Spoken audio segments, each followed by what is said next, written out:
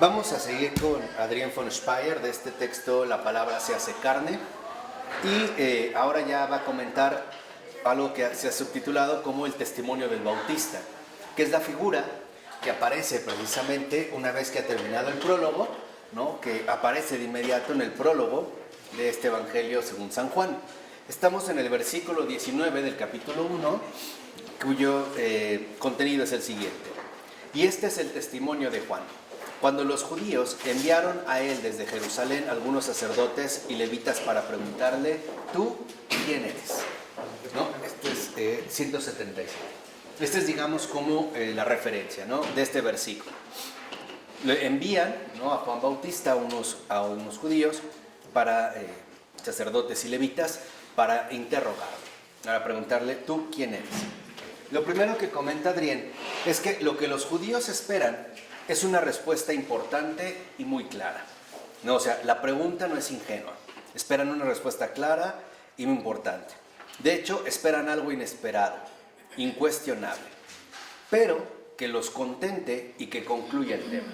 O sea, la respuesta que esperan de parte de Juan el Bautista es una respuesta que a ellos los deje satisfechos, ¿no? O sea, buscan escuchar o que la respuesta, ¿no?, los deje finalmente contentos y se pueda concluir el tema.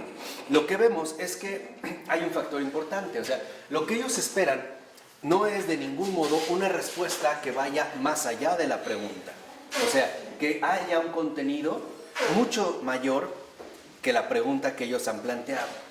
¿Por qué? Porque esa expectativa significaría una disponibilidad para la fe. O sea, el hecho de aceptar que la respuesta puede ir más allá de la pregunta dejaría abierta la posibilidad de ser superados, en este caso de ser vencidos. Sería ya, digamos, de alguna manera, una pregunta cristiana, ¿no? Y ellos no elaboran esta pregunta cristiana. ¿Por qué? Porque preguntan, pero no con una disposición de apertura, ¿no? Ellos envían a los sacerdotes, a los levitas, a Juan el Bautista, para que les dé la respuesta. Es una respuesta clara, importante, pero ellos esperan una respuesta que los deje satisfechos. De ninguna manera están dispuestos a aceptar una respuesta que no les agrade. O sea, no están en disposición realmente de recibir esta respuesta. Lo que vemos es que, en efecto, ellos preguntan y están curiosos, ¿no?, por la respuesta, pero dejan de lado la desconfianza humana.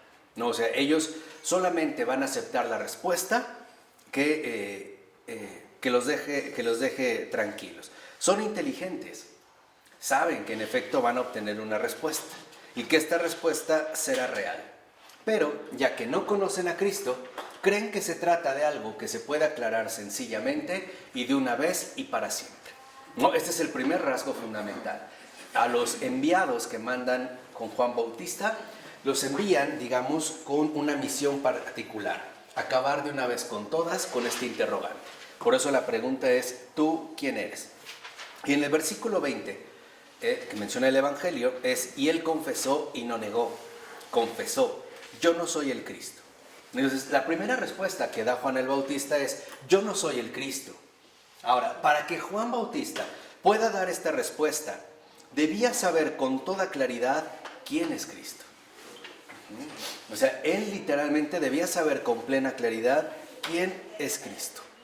Y por eso es que él puede dar esa respuesta. Yo no soy el Cristo. Él se asume como lo que es, o sea, simplemente uno más de la multitud de los hombres que no son el Cristo y de los que no tienen ninguna posibilidad de llegar a serlo. O sea, la respuesta de Juan Bautista viene de la verdad. No se está engañando a sí mismo. Y por lo tanto, la respuesta que da a los judíos tampoco es, en este sentido, un engaño. En cambio, los judíos asumen que alguien, quien sea, puede ser el Cristo. ¿No? En cambio, o sea, para los judíos está claro que alguien puede ser el Cristo. Para Juan Bautista está claro que él no es el Cristo. Los judíos, por su parte, saben muy bien que en alguna parte está el Cristo. Ahora, incluso es posible que se pueda presentar para confesar. Ellos, los judíos, saben que lo van a encontrar. O sea, saben precisamente que van a encontrar al Cristo. Lo que no saben, y esto es algo particular, es que no solo ellos lo van a encontrar, sino que también nosotros, es decir, los no judíos, lo vamos a encontrar, lo vamos a reconocer, incluso lo vamos a amar. Y sabiéndolo, llegaremos a ser precisamente lo que Él es. Aquí vemos una de estas dinámicas fundamentales. O sea, cuando nosotros establecemos un tipo de acercamiento con Cristo, porque de fondo todos lo buscamos, lo importante es qué tan dispuesto estoy para dejar que la respuesta rebase mis propias expectativas. Muchas veces, y esta es como una actitud muy humana, nosotros hacemos preguntas, pero en realidad esta pregunta ya va condicionada. ¿En qué sentido va condicionada? En el sentido de que si no tenemos la respuesta que esperamos, no vamos a aceptar esta oferta. No, o sea, ya va condicionada nuestra pregunta en base a la respuesta. O dicho de otra manera, tal parece que a veces preguntamos, pero solo vamos a aceptar lo que queremos escuchar. Fuera de ahí no cabría otra posibilidad. En el cristiano es muy diferente porque el cristiano siempre está dispuesto a dejarse superar, a no creer que las cosas se limitan a lo que él prefiere, o en este caso a lo que él decide. Entonces, el encuentro con Cristo involucra siempre la posibilidad real de ser vencido. En este caso, por ejemplo, de ser superado. Cosa que, por ejemplo, no todos poseen. Y lo vemos en los evangelios, ¿no? Cuando aceptan muchos de los discípulos que seguían a Jesús, las cosas que Él dice, cuando Él dice que el que no coma de mi carne y no beba de mi sangre, no entrará al reino de los cielos, muchos lo dejan. Esto ya no. O sea, esto ya no forma parte de las respuestas que están dispuestos a aceptar. También aquel joven rico que se acerca con él para decirle, maestro, ¿qué debo hacer para entrar en el reino de los cielos? ¿No? La primera respuesta que él esperaba era cumplir los mandamientos y se la dio Cristo. Sí, pero no era todo. Después le dice, ahora ve y vende todo lo que tienes, dalo entre los pobres y después ven y sígueme. Y eso ya no le gustó. Ahí simple y sencillamente se fue. Entonces, es importante que nuestras preguntas nunca estén condicionadas por la posibilidad de la respuesta, sino que siempre estemos dispuestos a recibir la respuesta que Dios nos quiere dar. Juan Bautista, por su parte, conoce como indicio más seguro de Cristo, fíjense, lo que más conoce de Cristo Juan Bautista es que Él no tiene esa marca. Dicho de otra manera, para Juan Bautista, y esta es la fuerza de su testimonio, Juan Bautista sabe que Él no es Cristo, que Él no es el Cristo, no se engaña. Entonces, Juan Bautista sabe que Él no es Cristo, o no es el Cristo. Este es el primer paso, finalmente, que le da fuerza a su testimonio. ¿Por qué? Porque viene, digamos, de la verdad. De este modo, Él es el hombre verdadero. Como dice Adrián, el conocimiento de Cristo para Juan Bautista radica en diferenciarse de Él. Dicho de otra manera, Juan Bautista sabe quién es quién. ¿Sí me explicó? Este es, digamos, como el núcleo, el corazón del testimonio del Bautista. O sea, Juan Bautista sabe quién es quién. Esto a veces en nosotros los católicos no está muy claro. A veces en realidad tenemos como una mezcla rara de ambas cosas y no sabemos quién es quién.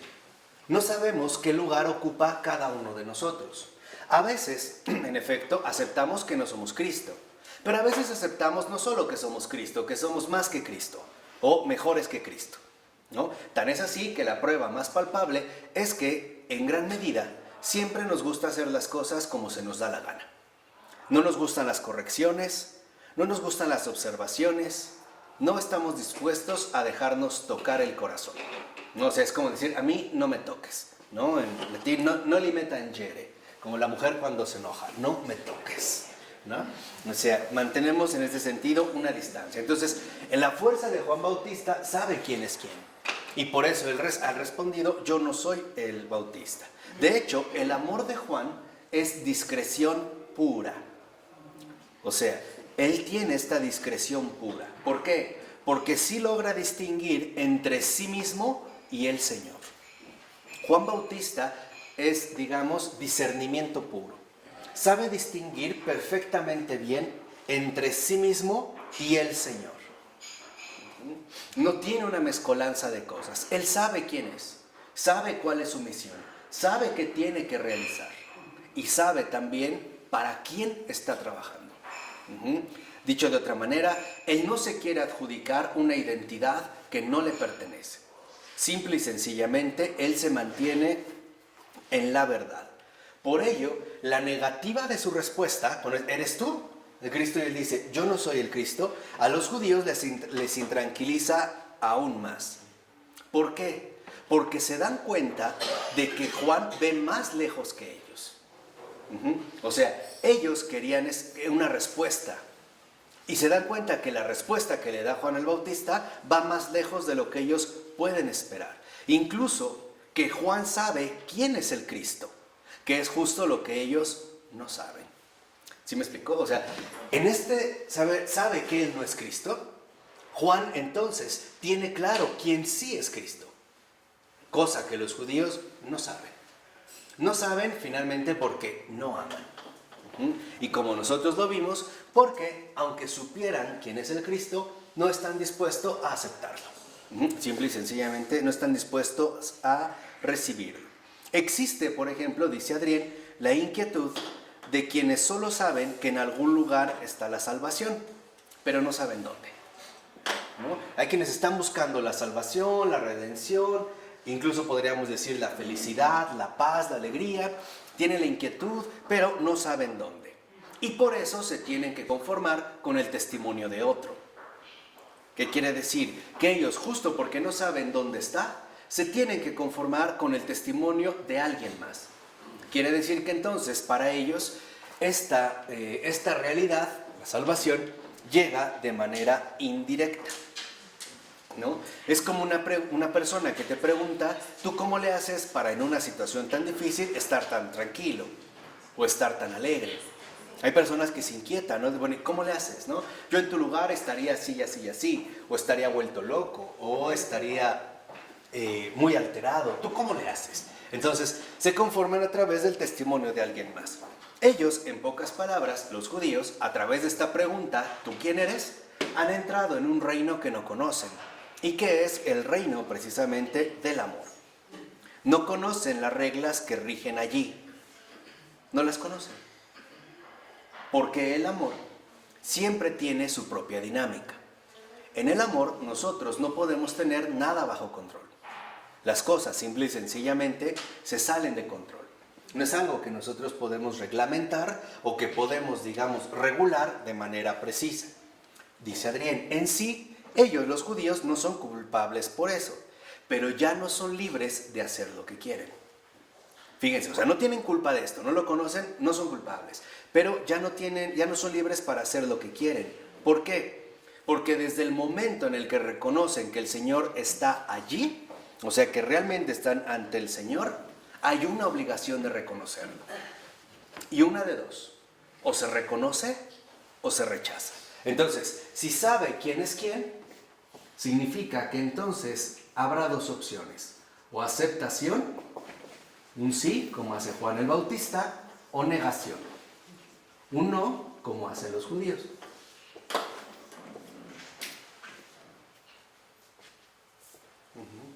Aquí vemos cómo hay una dinámica muy importante en el caso de Juan el Bautista, donde Juan Bautista afirma, yo no soy el Cristo. O sea, al negarse a él, afirma a Cristo.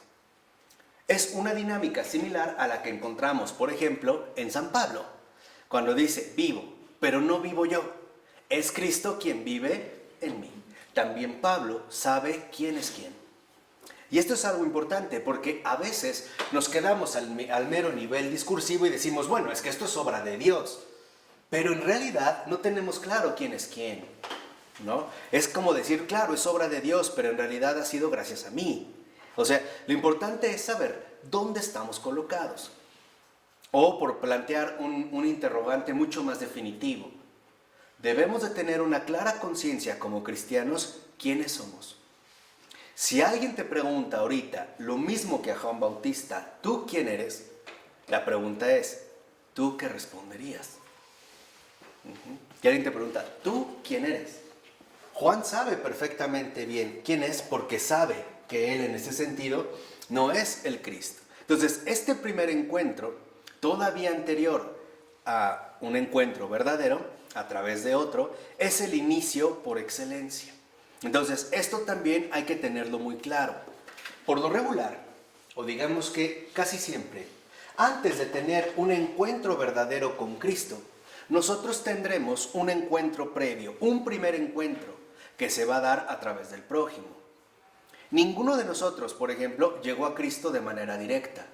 Siempre lo hicimos a través de un encuentro con otro, de un primer encuentro, a través de un prójimo, de una o de otra manera. No tuvo que ser precisamente de la manera usual, por ejemplo, a través de un sacerdote o a través de alguien, digamos, sumamente representativo. Simple y sencillamente pudo ser a través de alguien cuyo comportamiento me abrió una dimensión insospechada. Por ejemplo, a través de su honestidad, su rectitud, su integridad, etc. Dicho de otra forma, antes de tener el encuentro auténtico con Cristo, tenemos como una antesala, ¿no? Tenemos como un encuentro previo. Este encuentro previo es el que abre las puertas para el encuentro con Cristo. Este encuentro previo se da solo a través de las personas de buena voluntad. Por eso vemos que cuando Jesús nace en Belén, los ángeles, ¿no?, cantan una alabanza que es gloria a Dios en el cielo y en la tierra paz a los hombres que ama el Señor, es decir, a los hombres de buena ¿qué? Voluntad. Por eso es muy importante que nosotros nos demos cuenta si sabemos quiénes somos o no. Si somos hombres de buena voluntad, seremos ese primer encuentro fundamental para el posterior encuentro definitivo con Cristo. En este sentido, no seríamos obstáculo, seríamos precursores. Es decir, cada uno de nosotros como cristianos también comparte parte de la misión del Bautista. Por eso al Bautista se le conoce como el ¿qué? El precursor. Es este primer encuentro. Tan es así que nosotros vemos cómo este primer encuentro, por ejemplo, de Juan y Santiago, es con el Bautista. Y después el Bautista señala a Jesús, el Cordero de Dios que quita el pecado del mundo, y los otros ya pueden ir ¿con quién? Con Jesús. Cuando nosotros, en nuestra vida ordinaria, no somos personas realmente de buena voluntad, lo que hacemos es obstaculizar e incluso bloquear el encuentro con Cristo. Piensa cuántas veces mucha gente dice, yo no creo en Dios o no creo en Cristo, no creo en la iglesia o no sé qué, por mi papá, mi mamá, mi vecino, el sacerdote, fulano de tal, el cardenal, el obispo, mi maestro, etcétera, etcétera, etcétera. Entonces, o una de dos, o somos apertura para Cristo, facilitadores para el encuentro de Cristo, o somos bloqueadores para el encuentro con Cristo. Una acción inadecuada en otra persona puede ser suficiente para enterrarla en el sepulcro. Nosotros seríamos los que ponen esta piedra, como Jesús. ¿Se acuerdan? Cuando fue sepultado, colocan una piedra. La cuestión aquí fundamental es la siguiente. Cuando nosotros ponemos una piedra, por ejemplo, engañando a otra persona, haciéndole infiel, mintiéndole, etcétera, etcétera, etcétera, esa piedra que hemos puesto no la podemos remover nosotros, supera nuestras fuerzas. Y lo podemos comprobar de manera muy sencilla. Cuando tú has fallado a otra persona de manera grave y esa persona ha perdido la confianza en ti, es realmente imposible humanamente que vuelva a confiar en ti por completo. Podrás superar muchas cosas, pero hay algo que está más allá de nosotros. Vamos, el mal que nosotros hacemos, solo Dios lo puede reparar, nosotros no. Y ahí se ve lo bueno que es. Tú podrás hacer todo lo que puedas, pero ni toda tu vida te alcanzará para poder reponer el mal que has hecho. Esa es una piedra que solo Dios puede en este sentido remover. Y finalmente, ¿no? Este primer encuentro nos conduce a una posterior toma de decisión. O sea, en esta aceptación o negación, a su vez, podemos observar que hay dos momentos. En un primer momento está el primer encuentro, que acabamos de explicar, ¿no? Está el primer encuentro. De este primer encuentro, en segundo lugar, vendrá, ahora sí, una toma de decisión. Esta toma de decisión ya puede ser positiva o negativa. Les voy a poner un ejemplo muy concreto para que vean de manera aterrizada lo que comento. Si de repente llevas mucho tiempo de confesarte y decides irte a confesar, pero el sacerdote no te confiesa bien o te regaña o esto, lo primero que haces es tomar una decisión negativa. Probablemente es, no vuelvo a regresar, o ¿para qué vine? Mejor no hubiera venido. Y esto es lo que va a condicionar de cierta manera nuestra posterior trayectoria. En este sentido es cuando cada uno de nosotros posee también, como les dije, una parte de la misión del bautista. El hecho de ser precursores. Podemos ser precursores o también en ese sentido negadores. Ahora, quien pregunta, dice Adrián, debería estar en el estado del que se abre. Que esto es lo que yo les decía. Quien hace la pregunta debería de estar en un estado de apertura, precisamente para poder recibir la respuesta. Si no está en este estado de apertura, entonces su pregunta no es un cuestionamiento, es una imposición, porque de antemano la pregunta ya conlleva la respuesta que quiere esperar. ¿Sí me explicó? Volvamos al caso del joven. El joven se acerca con sinceridad a Jesús. Maestro, ¿qué debo hacer para entrar en el reino de los cielos? La pregunta es sincera. Lo que no es sincero es la posibilidad de la respuesta. ¿Qué quiere decir? Que no está dispuesto a aceptar otra cosa que lo que él mismo quiere escuchar.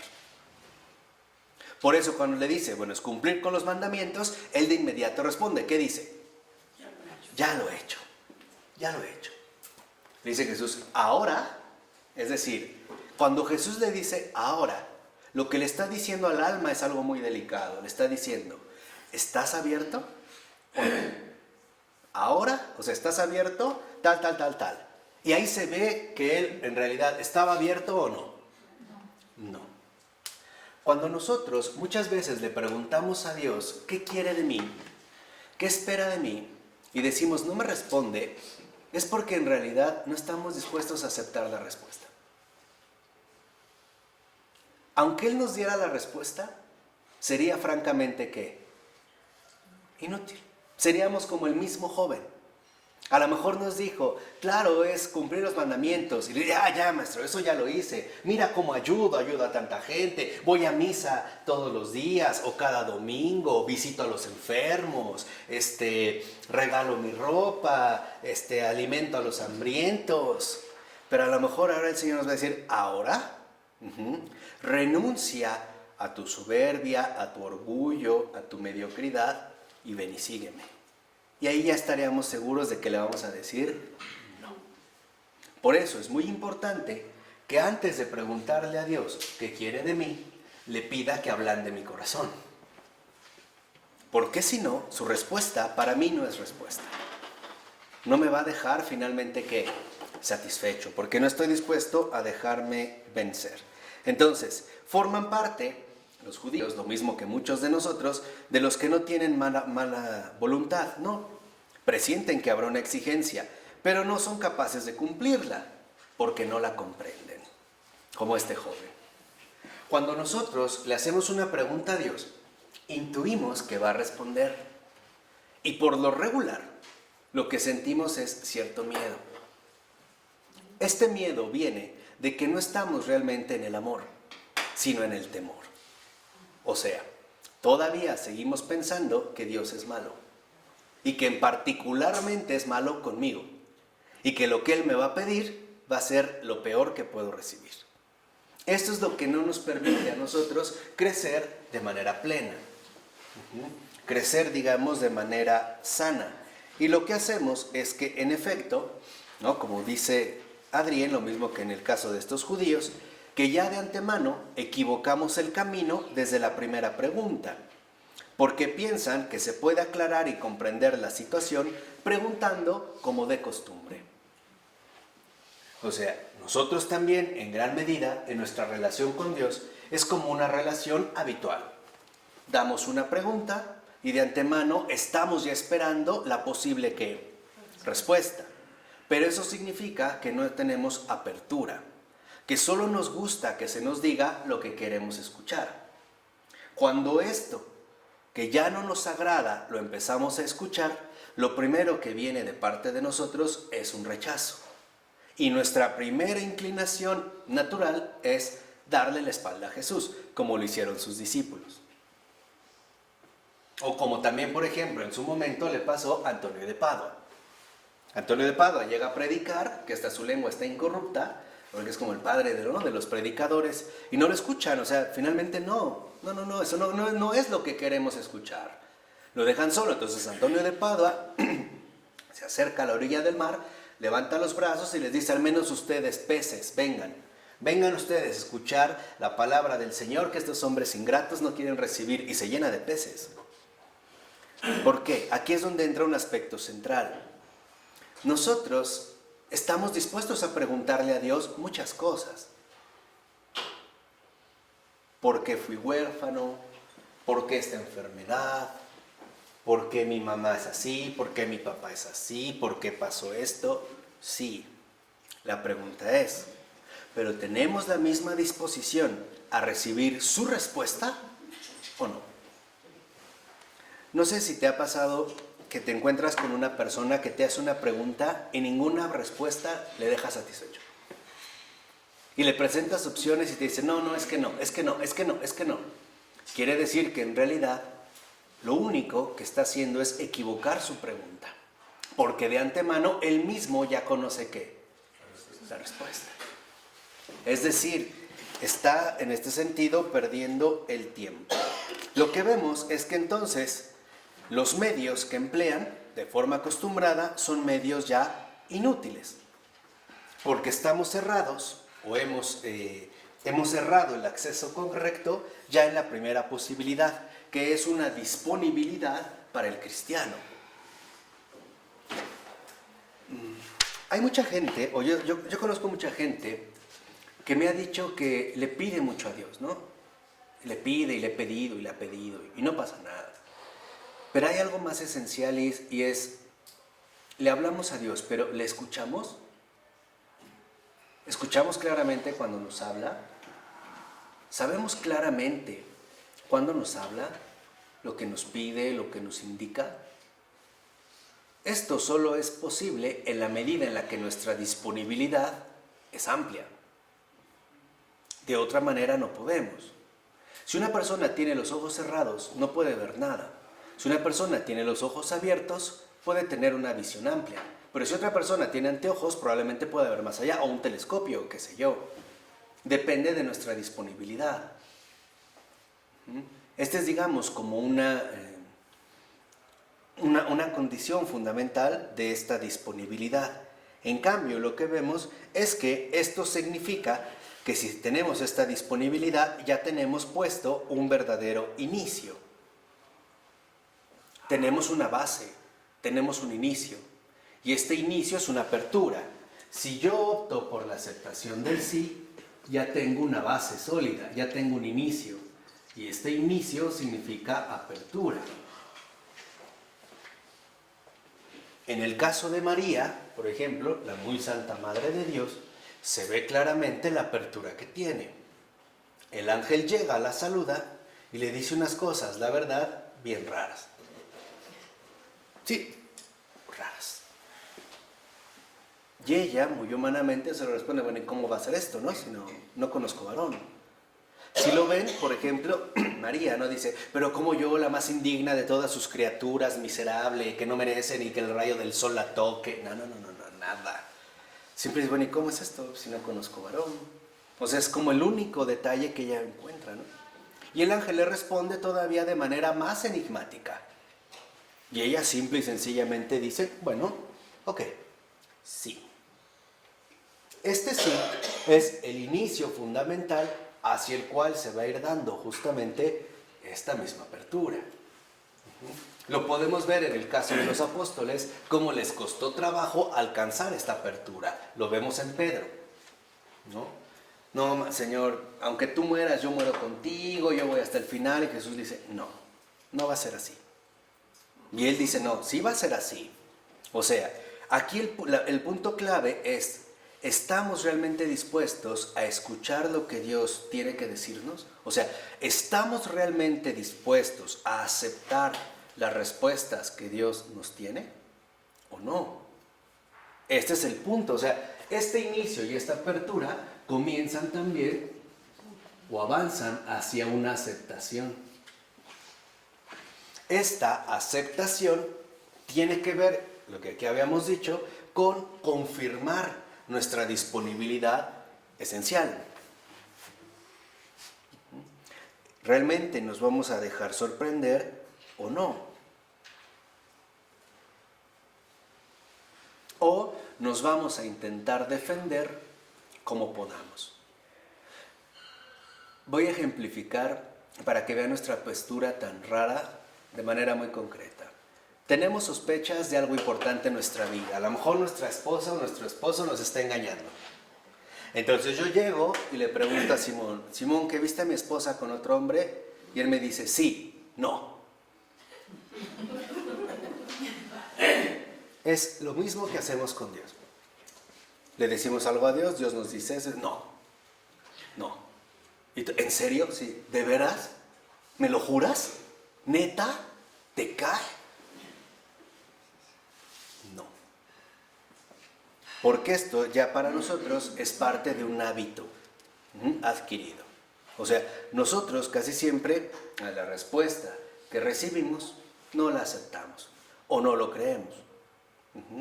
¿Por qué? Porque siempre queremos que las cosas se vayan dando según nuestra propia medida. Y esto es lo que imposibilita el crecimiento. Esperamos que algo, digamos, se dé según nuestra expectativa y no según, digamos, lo que el Señor quiere realizar. Por eso en el versículo 21 del capítulo 1 continúa el Evangelio y dice, y le preguntaron, ¿y bien qué? ¿Eres Elías? Y él dice, no lo soy. ¿Eres tú un profeta? Y él respondió, no. Vean cómo las respuestas de Juan Bautista cada vez son más cortas. En la primera dijo, yo no soy el Cristo. En la segunda pregunta dice, no lo soy. Y ya en la tercera lo único que dice es, no. Ahí ya muestra el Bautista que responda lo que responda, ellos finalmente no van a estar contentos. Por eso, en lugar de ir agrandando la respuesta, simple y sencillamente las va acortando. Se da cuenta, en efecto, Juan Bautista, que sería una pérdida de tiempo intentar dar algún tipo de explicación, ¿no? Simple y sencillamente lo dejó claro desde el principio, lo reafirma y se va a lo esencial, un no, que es lo que dijimos, sabe que él no es el Cristo, ¿no? Este es, digamos, como la base de su testimonio. Ahora, ellos, por ejemplo, los judíos, saben que Juan tiene algún tipo de misión, intuyen que hay algún tipo de misión, que Juan tiene una misión, ¿no? Y por eso le vuelven a preguntar, bueno, que no eres el Cristo, bueno, ¿eres tú Elías? Y en esta primera frase, ¿eres tú el Cristo?, fue sincera. Ya la segunda ya es como burla. ¿Por qué? Porque están otra vez más seguras y ya saben que en realidad él no es Elías. Lo saben, o sea, la primera es sincera, ¿eres tú el Cristo? No. Entonces como eres el Cristo, entonces da igual sea quien sea. Sabemos ya que no va a ser nadie más. Entonces, ¿eres Elías? Pero ya como en burla, ¿no? Y era Elías. Y era Elías. Como parte, digamos, de esta continuidad. Entonces dice, bueno, no. Ahora, ya una vez, aquí vemos cómo ellos empiezan a mostrarse nuevamente superiores a lo que están acostumbrados. Los judíos, los fariseos, los maestros de la ley, los doctores, estaban acostumbrados a la superioridad. Nadie les podía ganar en la argumentación. Nadie los podía vencer, digamos, en las discusiones. De hecho, el único que lo logró fue Jesús, ¿no? Porque nadie podía escapar. Lo vemos en el caso de esta mujer, que es esta mujer, ¿no? Que es descubierta en adulterio y lo ponen en una encrucijada, ¿no? Porque si Jesús dice que la apedren, entonces no va conforme a la regla del amor. Pero si dice que no, entonces tampoco está respetando la ley. O sea, responda lo que responda, va a salir mal. Esa es su superioridad.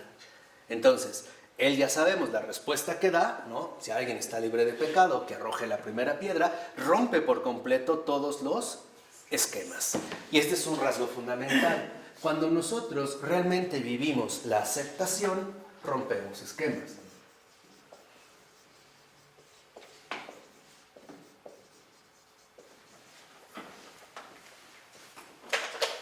Porque ahora no van a ser nuestros propios esquemas los que van a determinar la respuesta, sino la medida que Dios quiera irnos comunicando, ¿no? Entonces, ya que una vez se han tranquilizado porque Él no es el Cristo, ahora, primero tenían una auténtica inquietud, ahora finalmente es una falsa inquietud, hasta que terminan, ¿no?, en una simpatía irónica. Por eso Juan les responde, yo no lo soy. Su segunda respuesta, como dice Adrián, es solo una sombra de la primera, porque ahora, lentamente, y es lo que quieren los judíos,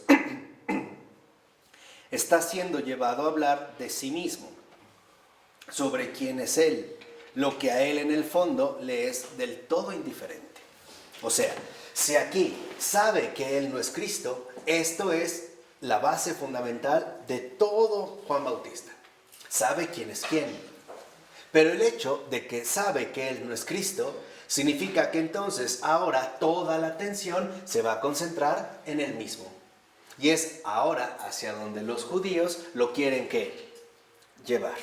Primero, ¿eres el Cristo? No, perfecto. Entonces, ahora ya sabemos que no, ahora queremos que nos hables de quién, de ti, ¿no? De ti mismo. Y Juan Bautista, para él, esto es del todo indiferente. Por eso vemos que en efecto, ya en su tercera respuesta, solo dice no. Su lenguaje se hace cada vez más corto. En cambio, de los judíos se hace más largo. ¿Por qué? Porque buscan darle a sus preguntas un mayor peso. Para Juan, cuanto más se acerquen a Él, más se alejan de la cosa principal. O sea, para Juan, mientras más quieran indagar en Él, en Juan, más se alejan de la cuestión principal, es decir, ¿de quién? De Cristo. Esto es muy común en nuestra vida ordinaria creyente. Empezamos hablando de Cristo y terminamos hablando de nosotros mismos. Nos desviamos y entramos nosotros a un papel protagónico. Entonces, al romper los esquemas, vemos que también anulamos el protagonismo.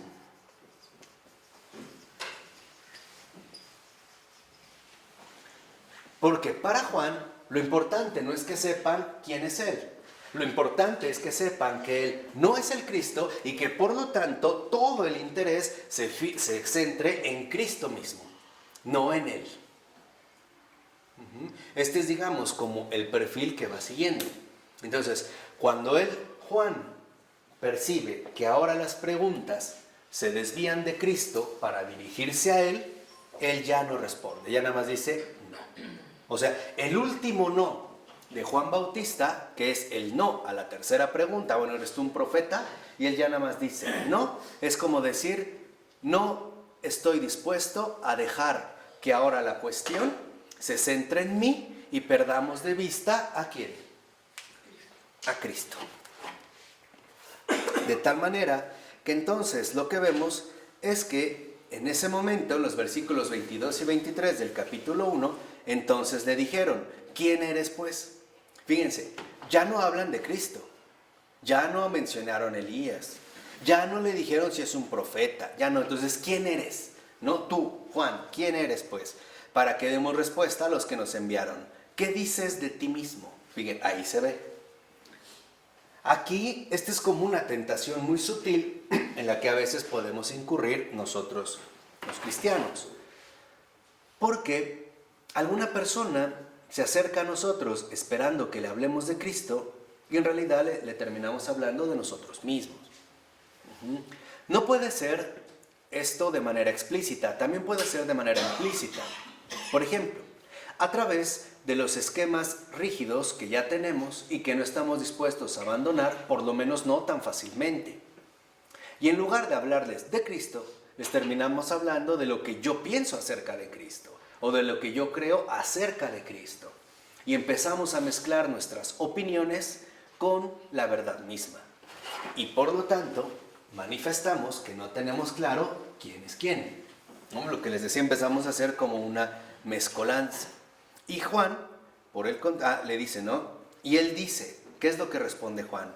Yo soy la voz que clama en el desierto, allanad el camino del Señor, como dijo el profeta Isaías. Vean lo que responde. Si se dan cuenta de entrada, algo que llama la atención es que Juan, cuando ya le preguntan directamente de él, ¿quién eres?, la respuesta que da sigue teniendo relación con Cristo. Porque para Juan, su identidad es su misión. La misión es lo que lo define, ¿no? Entonces, dice Juan, aquí Juan no dice quién es, sino lo que es. Con esto da a conocer que su ser cristiano consiste en ser puro instrumento. Eso es su ser cristiano. O sea, si anulamos el protagonismo, entonces nos convertimos en auténticos instrumentos. O sea, servidores. O sea, discípulos de Cristo, discípulos de Jesús. Por eso, lo que vemos es que ahora Juan Bautista no habla de él. Habla siempre en relación con Cristo, ¿no? Allanad, o sea, aplanar un poco, ¿no? El camino del Señor. No decía construirlo, elaborarlo, no. Allanadlo un poco, o sea, aplanarlo un poco, ¿no? Es como algo en realidad muy insignificante. No es como la gran cosa, ¿no? Entonces, Juan lo tiene en este sentido muy claro y se da cuenta de que a lo mejor alguno puede ser un pie, otro una mano, pero él no, él es voz.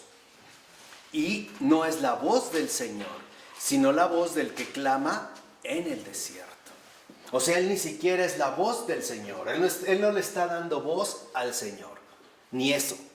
Él es la voz que clama en el desierto. Es más, ni siquiera es una parte del Señor, ni un instrumento visible, sino algo tan menor que prácticamente no tiene sustancia alguna. Es solo una voz, el tono de un instrumento, algo pasajero por excelencia, que en el fondo no existe. O sea, los auténticos instrumentos saben que en efecto son transitorios. Por ejemplo, un chupón se llega a usar cuando somos bebés, si lo usamos. Pero llega un momento en el que este chupón, que no tiene otro sentido más que un distractor, ya no sirve absolutamente ¿qué? Para nada. Y eso es a veces también lo que nos cuesta reconocer. Nos cuesta reconocer que la misión que se nos ha asignado no necesariamente la tenemos que cubrir nosotros. Probablemente a nosotros se nos dio la posibilidad de dar un paso, pero probablemente hay alguien más que la puede hacer y mucho mejor. O sea que no somos, digamos, una pieza completamente esencial. No.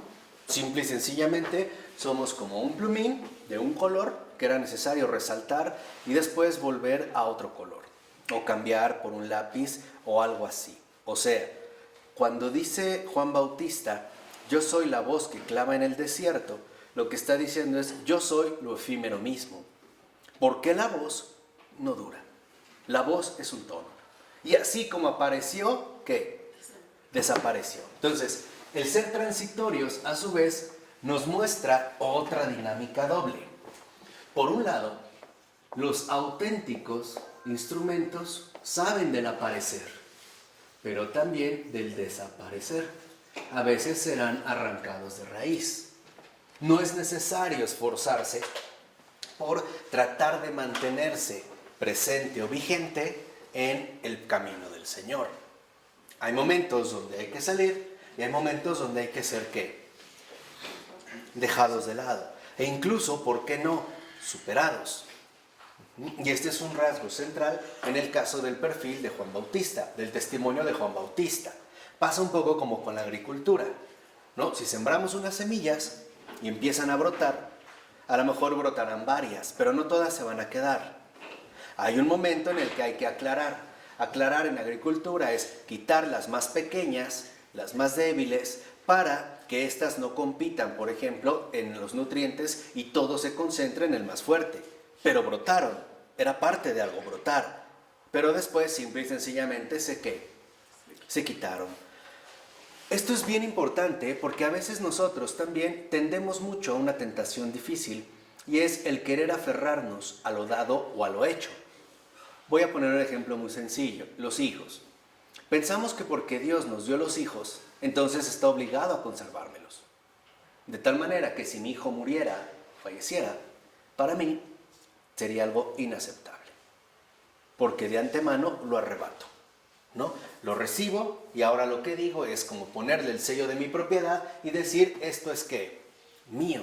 Y lo mismo hacemos con nuestros hábitos de pensar, nuestros programas emocionales, etcétera, etcétera, etcétera, ¿no? Hay que reconocer que también nosotros en este sentido somos transitorios. Tan transitorios que la misión que nos es asignada es poca cosa. Es realmente casi nada. Le dice allanad. ¿Qué es allanar?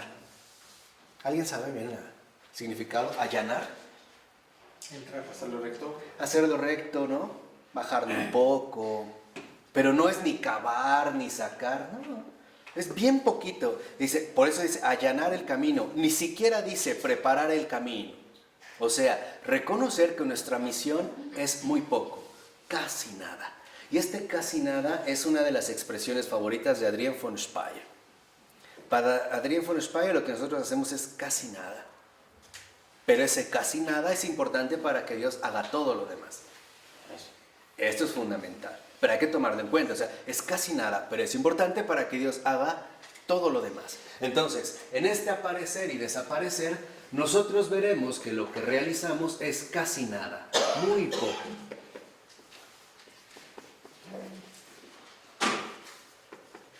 Pero suficiente para que Dios realice todo lo demás. Volvamos al caso de la siembra. Sembrar una semillita y ponerle agüita no es la gran cosa. Otra vez, es casi que nada. Y Dios hará todo lo demás, haciendo la maravilla de la germinación, el crecimiento y estas cosas tan fantásticas que solo al Creador se le ocurren. Nuestros vegetales que son como monstruos, ¿no? Fantásticos de colores, etc. Y Él lo realizará. Entonces, debemos de reconocer que en efecto hay un momento de aparecer y también habrá un momento de desaparecer. Y esto nos ayuda, una, a conservar la humildad y dos, a permitir que las cosas en efecto sigan adelante. Sigan su marcha sin querer nosotros, ¿no?, quedarnos definitivamente en esta tarea que se nos ha asignado. Entonces vemos que en realidad ni siquiera es una ayuda auténtica, es solo un pequeñísimo alivio. Y ahí está lo fundamental. El camino ya está ahí, ya está diseñado, ya está hecho. Todo su recorrido ya ha sido trazado, con cada una de sus curvas, su dinámica. Juan lo único que tiene que hacer es mitigar. Mitigar, que es una palabra muy importante, significa aliviar. Eso es lo único que se nos pide, ¿eh? No tenemos que construir ningún camino, menos en estos tiempos. Lo que se nos pide es que casi nada, muy poco, consiste en aliviar, allanar el camino, consolar, aliviar. Dice, lo único que se le pide en realidad es mitigar. Él es solo la imagen de una ayuda en el camino, la insinuación de una ayuda. Es más, aquí se caracteriza el papel de cada hombre frente al Señor en una doble perspectiva. Fíjense, en este alivio se manifiesta ya la doble perspectiva en toda la vida de un hombre. Primero, el hombre, precisamente mirando a Cristo, tiene la tarea de ayudar a aliviar. Esa es su vocación. Entonces, al mirar a Cristo, el aliviar se convierte en vocación. Y esa es vocación de todo hombre, en particular de todo cristiano. ¿Qué vamos a aliviar? Todo lo que podamos. Todas las necesidades que vemos a nuestro alrededor, económicas, intelectuales, emocionales, afectivas, sociales, etc. Estamos llamados a aliviar, a mitigar, a allanar el camino. El camino ya está hecho. Por ejemplo, no se nos invita precisamente a construir un camino nuevo. Simple y sencillamente ayudar en todo lo que encontremos a nuestro paso. Pero además, debemos de estar ya en camino para poder aliviar. De otra manera no lo podemos hacer. O sea, esto significa que solo es ayuda y alivio para el Señor lo que ya se encuentra en el camino. Nosotros mismos debemos ya de estar encaminados. O sea, para que nosotros realmente podamos aliviar, que es la vocación fundamental de todo hombre que sigue a Cristo, nosotros primero tuvimos que haber sido aliviados por Él. Tuvimos que haber sido precisamente sanados por Él. Y Él nos lo recordó de gran manera cuando nos dijo, nadie puede dar lo que no tiene. Porque, ojo, una cosa es hablar de Cristo, otra cosa es transmitir a Cristo. Uno puede transmitir a Cristo sin hablar, ¿eh? No es necesario recitar el catecismo y cosas así. No precisamente. Se puede transmitir a Cristo sin hablar. Bastaría una mirada oportuna, una caricia, un gesto, por muy mínimo que parezca. Pero para ello nosotros ya tendríamos que estar en el camino. Y como dice Adrián, esto también significa que la aparente ayuda de los que quieren ayudar a la iglesia sin creer ellos mismos no es ninguna ayuda. O sea, aquellos que supuestamente quieren ayudar a la iglesia, pero sin creer ellos mismos en Cristo, sin realmente vivirlo como una vocación, no es ninguna ayuda. Dice, esta asistencia solo se convierte en una ayuda verdadera si es utilizada y transmitida por los creyentes mismos. Entonces, la cuestión de aliviar como vocación es la vocación fundamental de todo creyente.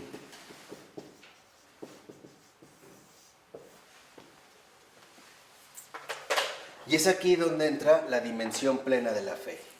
Puede ser que una persona ayude a otra económicamente, a lo mejor dándole una moneda. Pero si él no es creyente, esa ayuda no sirvió de nada. No fue más que una moneda que igual se va a ir o que alguien más le puede dar. Sería sustituible. Pero si esta persona es creyente, sabe que lo que da no es una moneda. Sabe que lo que da es un contacto con Cristo. Hay algo invisible que las almas perciben. O no necesariamente una moneda, puede ser una sonrisa, o un toque en la espalda, o un abrazo, o una caricia. Saben que ahí hay algo más de lo humano. Los no creyentes pueden ayudar, pero no dan a Cristo. Esa es la gran diferencia en la vida de fe. Ese es el gran, digamos, como el punto central. Recordarán en los Hechos de los Apóstoles, cuando un hombre, ¿no?, les pide a Juan y a Pedro que le den una ayuda. Pedro se le queda viendo y le dice, mira, no tengo oro ni plata, te voy a dar lo que tengo, fíjense, ¿no? Y le dice, en el nombre de Jesús, yo te lo ordeno, levántate, recoge tus cosas y anda. Y rápido se paró. A eso es a lo que me refiero. Monedas, hay muchas. Donadores de Cristo, hay muy pocos. Este es el punto. O sea, el punto está en que nuestra donación no solo sea una donación habitual o común, sino que nuestra donación vaya empapada de la sangre de Cristo, o sea, de su misma redención. Esto es algo invisible que las almas perciben muy bien y que no necesariamente tiene que ser a través de algo material. Por eso dice Adrián que con la ayuda de los no creyentes, el Señor no puede construir nada. Y es cierto, se podrán dar 1000 monedas, pero no se construye nada.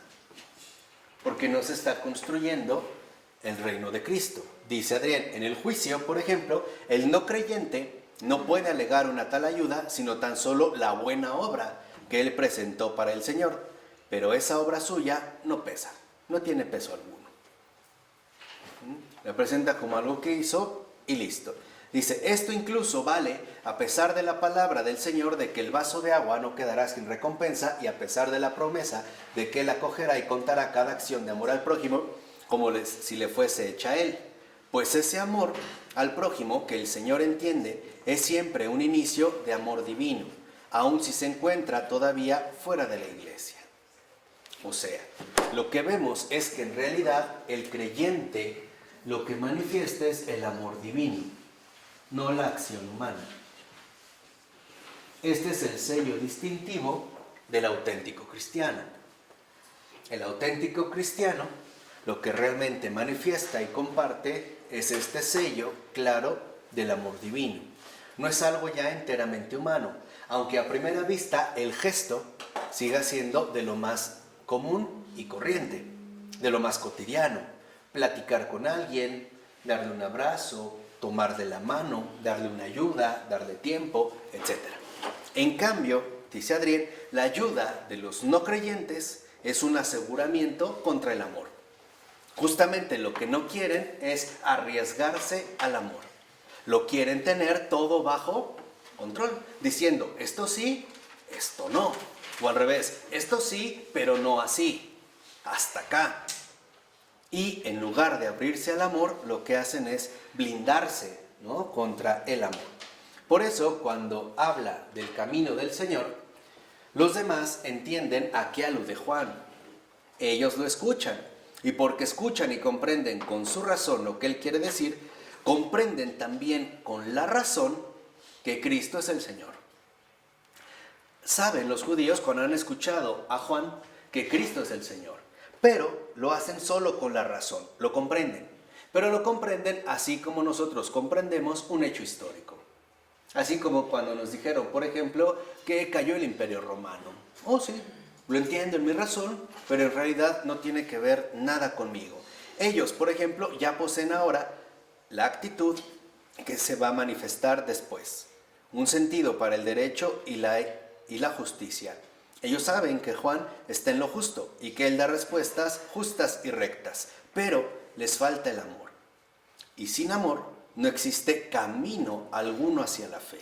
Entonces, el camino del Señor que está Juan allanando es el camino de la fe. Entonces, este amor divino es justo la vivencia de la fe. Esta es la diferencia sustancial entre un creyente y un no creyente. Puede ser que incluso el creyente realice menos que el no creyente, pero cualitativamente es incomparable, porque la acción del verdadero creyente conlleva el amor divino, mientras que la acción del no creyente sigue quedándose únicamente en el nivel de lo humano. Ahora, los fariseos no aman, ven, pero no asumen lo que ven, no aman.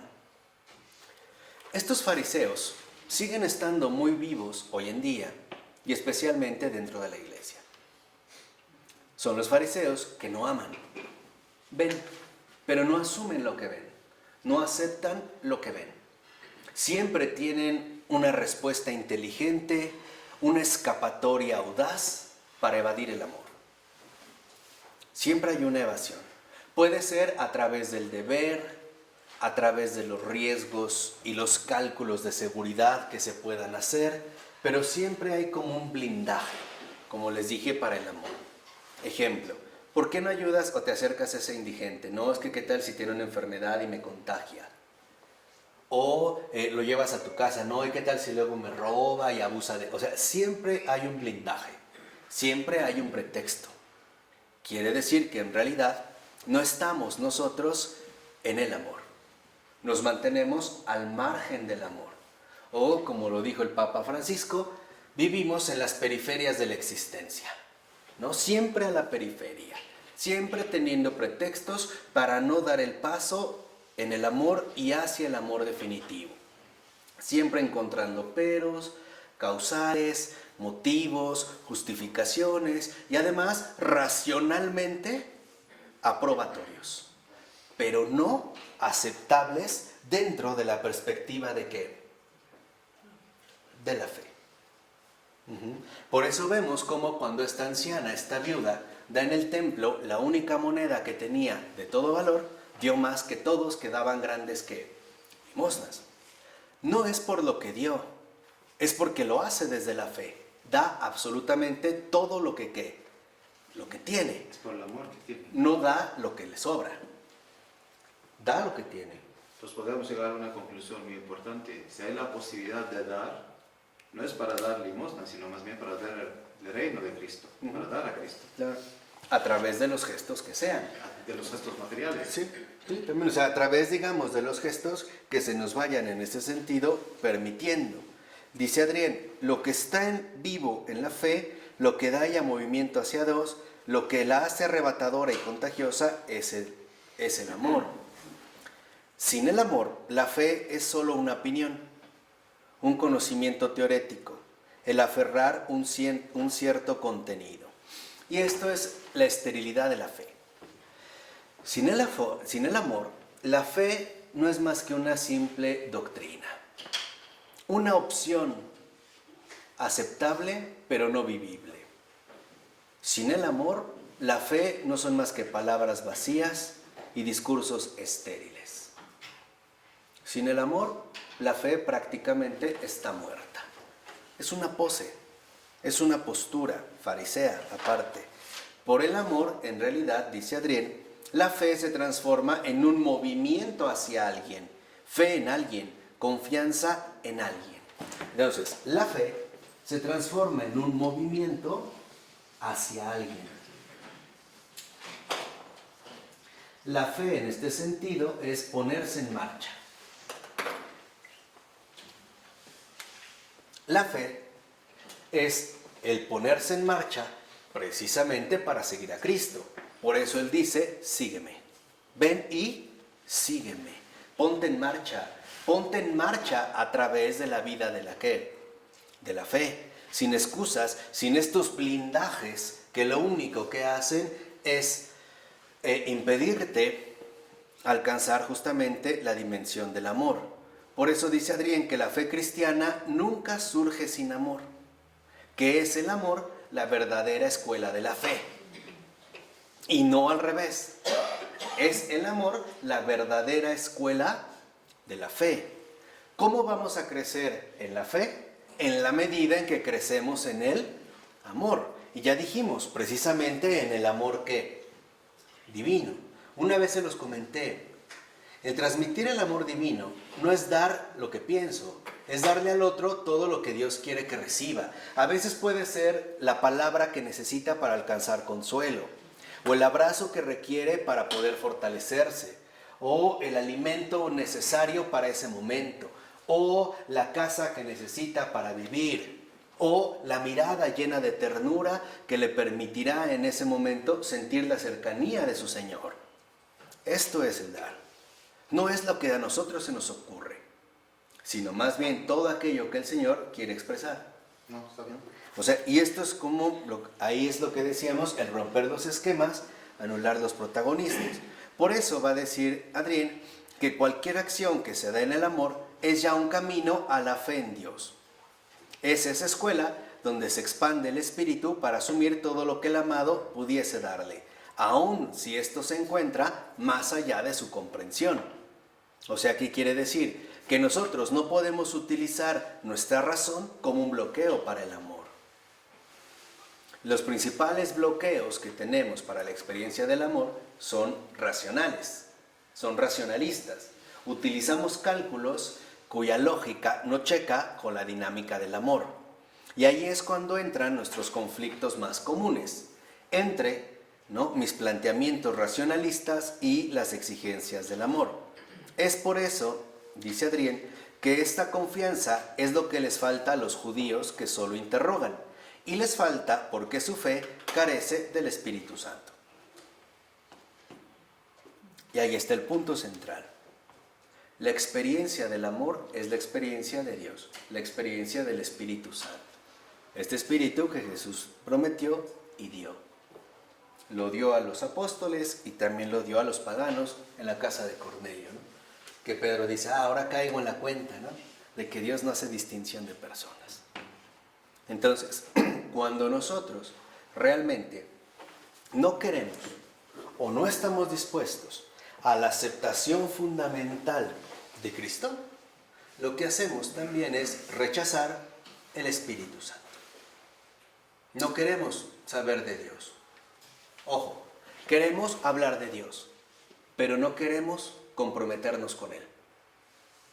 Hay mucha gente que habla de Cristo, pero no está comprometida con Cristo. Habla de Cristo, pero no ama a Cristo. Transmite verbalmente a Cristo, pero no transmite el testimonio de Cristo. Y de esto está lleno la iglesia, ¿eh? Entonces, dice, Perdón, solo... ¿y por qué les gusta si no está en testimonio? ¿Qué es lo que les empuja a hablar de él sin tenerlo realmente? Lo que ¿Cómo nos lo dice- usan? ¿Qué vuelve para ellos este hábito de hablar de él?